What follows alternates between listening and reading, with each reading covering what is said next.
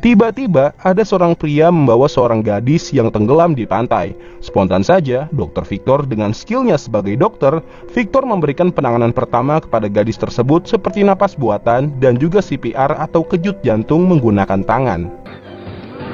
Are you the man? Hey, I'm a doctor. I know what I'm doing. Get out of the way, kid. Get out. Gak lama datanglah ibu dari si gadis yang melihat anaknya terkapar. Gak butuh waktu lama, Dr. Victor berhasil membuat si gadis tersadar mengeluarkan banyak air dari mulutnya. Ketika pertama kali membuka mata, ia melihat wajah Dr. Victor yang sudah tua dan keriput itu. Si gadis belum tahu aja nih kalau tuh dokter pernah jadi psikopat. You have to get her to the emergency room right away. Setelah dibawa ke rumah sakit, si gadis pun sembuh total. Dia bersama ibunya bernama Linda Watkins. Si gadis sendiri namanya Amy.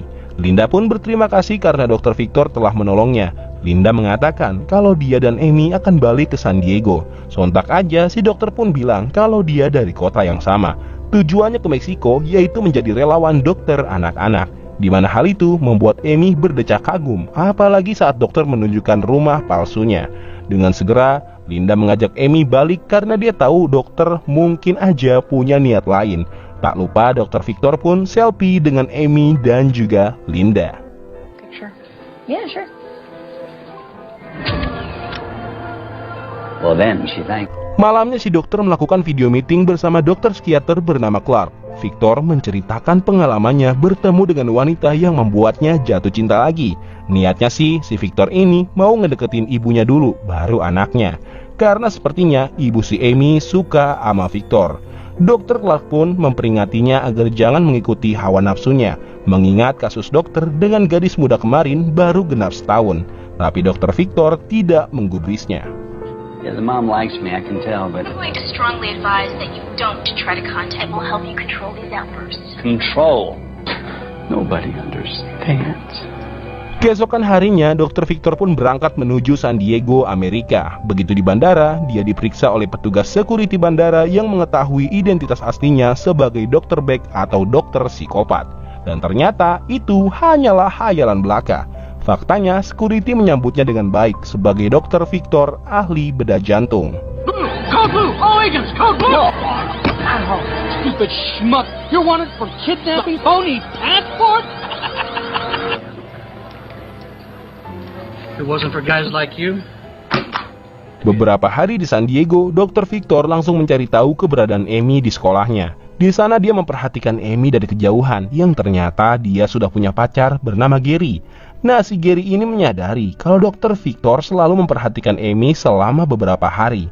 Tanpa banyak basa-basi, si Gary pun langsung menghampirinya dan memberikan salam perdamaian. No, stop.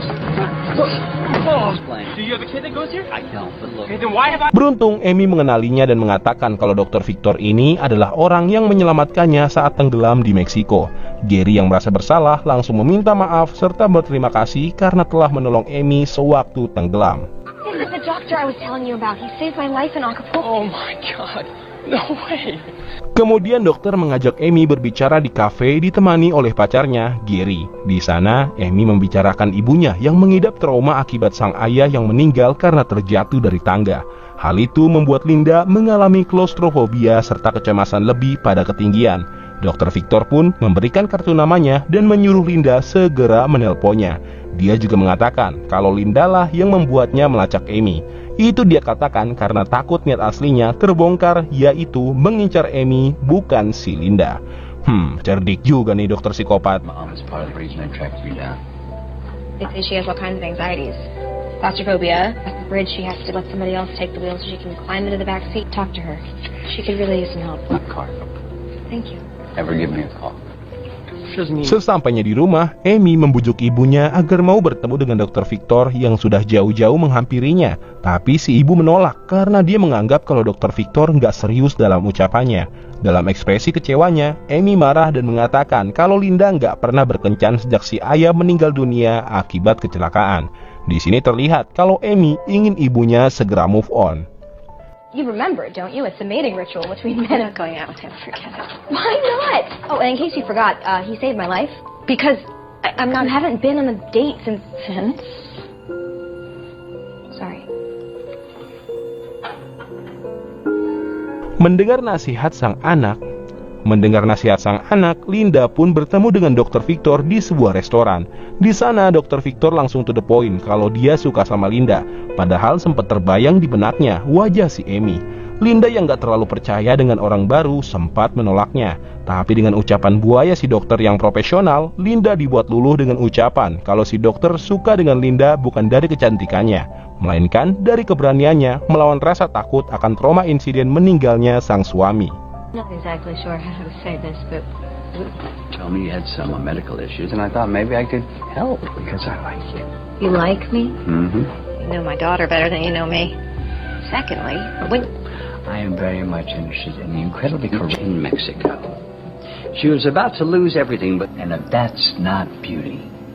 Singkat cerita, Dr. Victor beserta Linda, Amy dan juga Gary piknik ke pinggir pantai. Di sana Dr. Victor merasa cemburu melihat kedekatan Amy dan Gary. Padahal di hadapannya ada Linda yang sepertinya mulai suka dengan Dr. Victor. Hingga saat Dr. Victor dan Gary berbincang, si Gary bilang kalau dia pengen menikah muda dengan Amy. Di sini terlihat Victor kurang menyetujuinya dan meminta Gary merusak si Amy. Gary yang tahu maksud dari Victor langsung menghinanya. You know, when you find the woman of your dreams, If I were your age again, I'd definitely sample all the good. mess around on Amy? Or is that what you want me to do for what you've done for her? I'd say you were checking Daughter. granddaughter.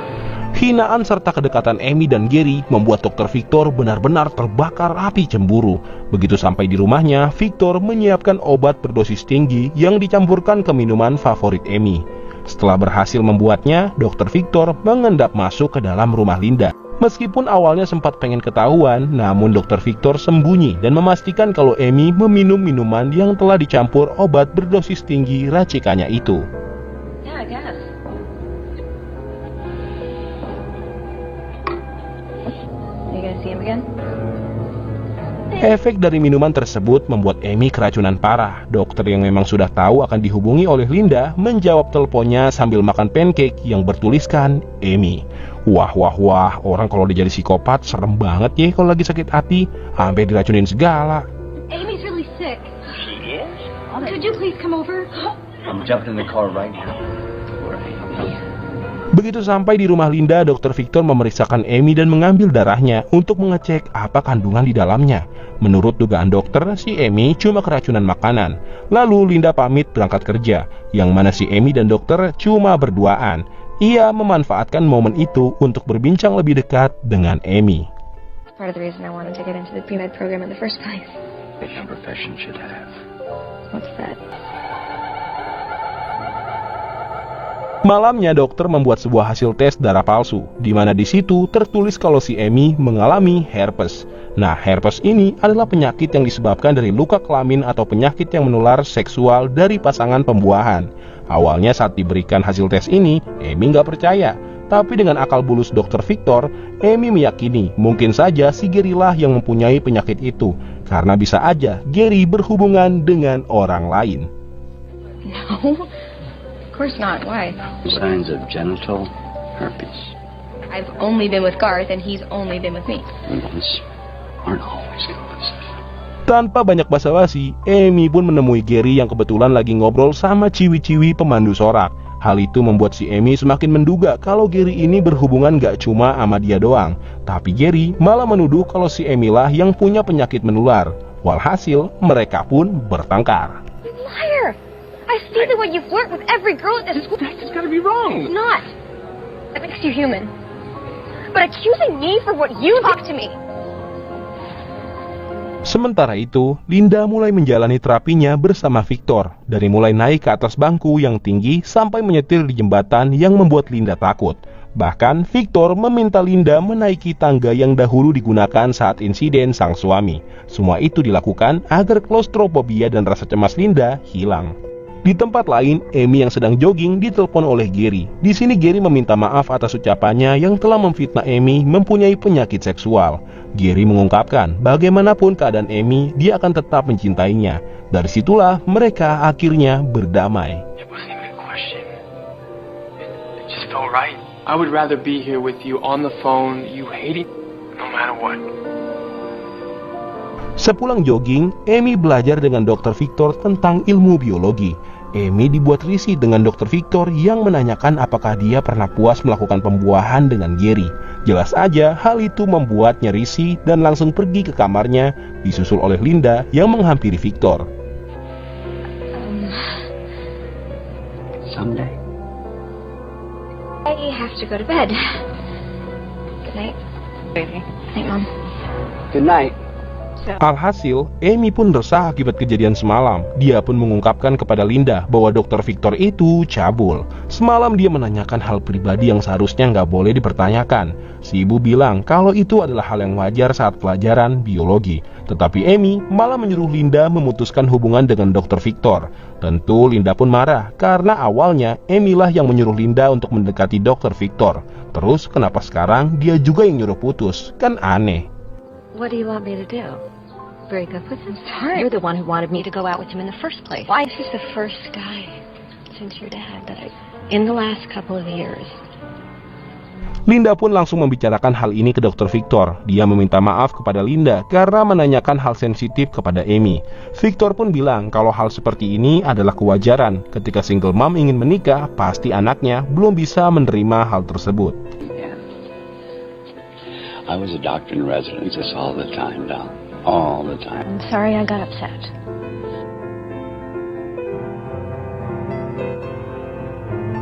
Setelah pulang ke rumah, hayalan Dr. Victor semakin menjadi-jadi kepada Amy. Dia bermimpi mendatangi Amy lalu beradu jigong dengannya di hadapan Linda.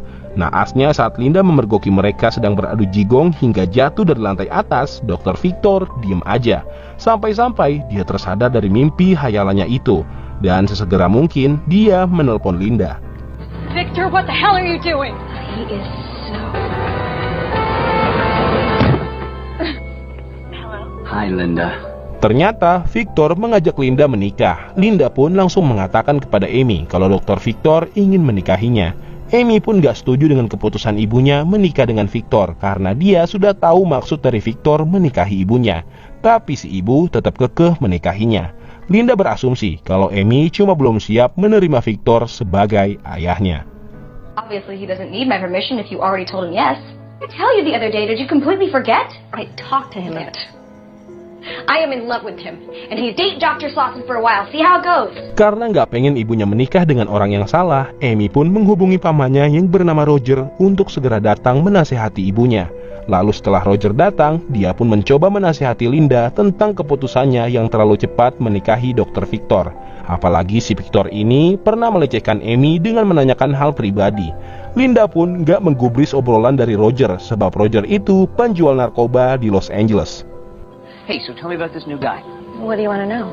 Well, Lee, he's the one who proposed, not me. Oh, like 2 months ago. It's fast. Bersamaan dengan itu, Victor datang menguping pembicaraan mereka. Nah, dari sini si Victor pun mencoba mengambil hati si Roger, yaitu dengan cara mencari tahu dirinya di Google serta mendownload lagu karya dari si Roger. Dan benar aja, ketika Victor dan Roger bertemu, seketika Roger merubah pendapatnya dari yang mengira si Victor ini nggak baik, sekarang jadi baik. Ya, itu semua karena Victor ini ngaku kalau dia juga pernah punya band sama kayak Roger dulu. Wah, bisa banget nih dokter cabul ngambil hati orang. Major Victor. She said you're an amazing singer. Really? But that was a long time ago. You downloaded that? Yeah, I did. Always undergrad. You never told me that. Amy yang kesal melihat pamannya yang tidak berpihak kepadanya mencoba bicara dengan Roger kalau Victor memang bisa memanipulasi orang. Karena dia nggak pengen mengecewakan Amy, Roger lalu memancing Victor dengan pertanyaan perihal band lebih mendalam. Ketika ditanya tentang satu hal, si Victor menjawabnya dengan gugup. Nah, dari sini Roger mulai percaya dengan Amy kalau si Victor ini tukang bohong. They square flakes on me. Can I give you a call? No. So where did you used to play? New York? Like for like 5 years. Oh yeah? That was a long time ago. Downtown. Kemudian, Roger mencari tahu perihal Dr. Victor di rumah sakit yang katanya tempat si Victor kerja. Roger meminta bagian resepsionis memberitahunya apakah ada dokter yang bernama Victor di rumah sakit ini. Tetapi karena resepsionis sedang sibuk, Roger diminta meninggalkan nomor HP-nya agar nanti dihubungi. I'm wondering Is there any way? I'm really busy right now. When it slows down, I'll have you write down your number and I'll give you a call. Okay. Beberapa jam kemudian, Roger dihubungi pihak rumah sakit yang mengatakan bahwa Dr. Victor Slauson tidak pernah melakukan praktek di rumah sakit ini. Spontan aja, Roger menghubungi Linda yang kebetulan lagi sama Victor di restoran. Nah, pas si Roger nelpon, Linda lagi ke toilet. Alhasil, si dokter pun mensabotase HP Linda dan mendengarkan voicemail dari Roger yang mengatakan kalau misalkan Dr. Victor itu pembohong besar. Victor lalu membalas pesan dari HP Linda kalau dia akan menemui Roger di rumah. Lalu ketika Linda balik dari toilet, Victor mengatakan kalau dia ada pekerjaan. There's no Dr. Victor Slauson practicing me, and I know that I've always been a screw up. Okay, but I am. Let's go back to work. I just realized I need to go too. Di rumah, si Roger lagi sibuk nonton TV. Nggak lama berselang, Victor datang mengendap-endap menuju ruang tamu. Tapi sialnya, Victor malah ketahuan oleh Roger. Walhasil, Roger pun memukulinya sampai babak belur. All the more reason you should before you go. There's something you have since the first day that we worked together, and I know it's nothing. Namun, Victor tiba-tiba bersemangat ketika melihat TV dan berimajinasi tentang Amy yang menyuruhnya untuk segera melawan balik dan membunuh Roger dan juga ibunya untuk memperjuangkan cintanya kepada Amy. Sontak saja, Victor pun menyuntikkan racun mematikan kepada si Roger. Doing to you is wrong. You can't give up, Doctor. You have all that's worth dying for. Fight for love. Setelah itu, Victor membawa mayat Roger ke dalam rumahnya. Dan kalian tahu apa yang terjadi? Ya, Victor membakar mayat Roger hingga tak meninggalkan jejak.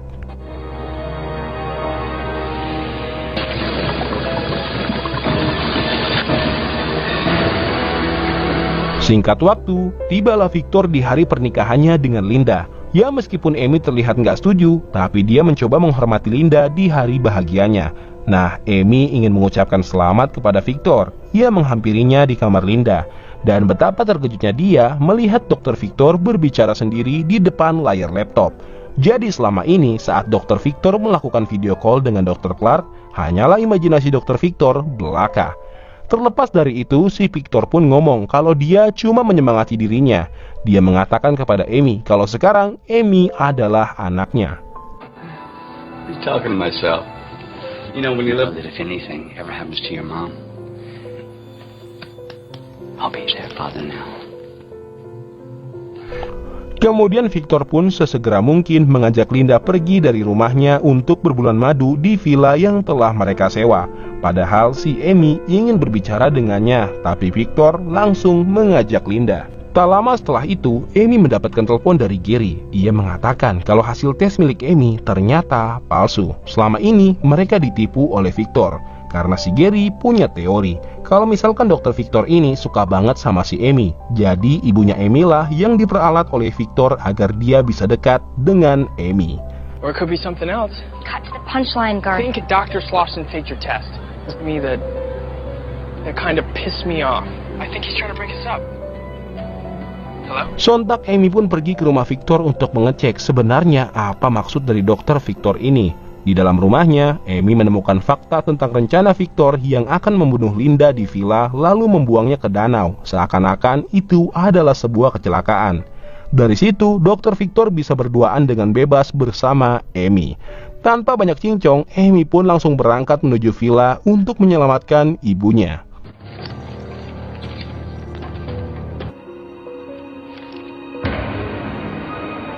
I want you to know that if anything ever happens to you, I'll be there.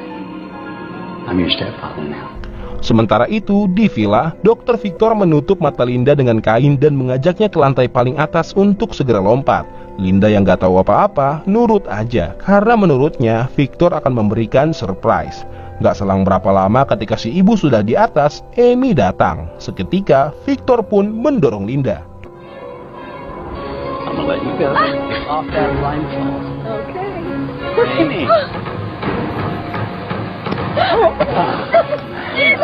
Lalu, Dr. Victor menggendong Amy dan membawanya ke kasur untuk segera dibuahi secara paksa. Bersamaan dengan itu, si Linda ternyata berhasil pegangan pada tembok, sehingga dia pun menyelamatkan diri dan langsung memukul Victor yang pengen perkaos anaknya sampai Victor pingsan.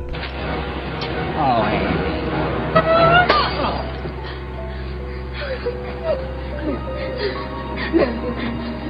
Nggak lama setelah itu, polisi pun datang menangkap Dr. Victor. Kemudian disusul Gary yang datang memeluk Amy dan beradu jigong dengannya. Linda pun terlihat senang karena terhindar dari dokter psikopat yang ia kira adalah pria yang mencintainya.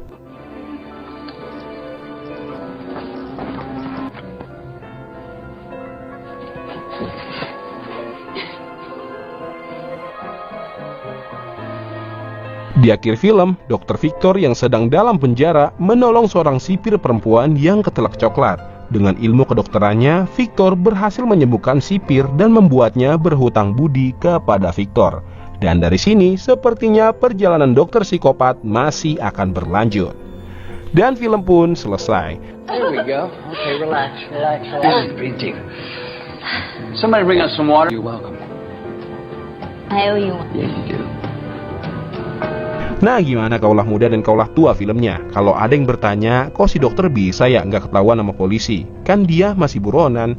Ini jawabannya. Si dokter itu menggunakan identitas palsu. Dan si dokter selama setahun ngumpet di Meksiko. Jadi nggak bakalan polisi bisa menemukannya. Satu kata dari Dr. Victor, cinta ditolak, psikopat pun bertindak.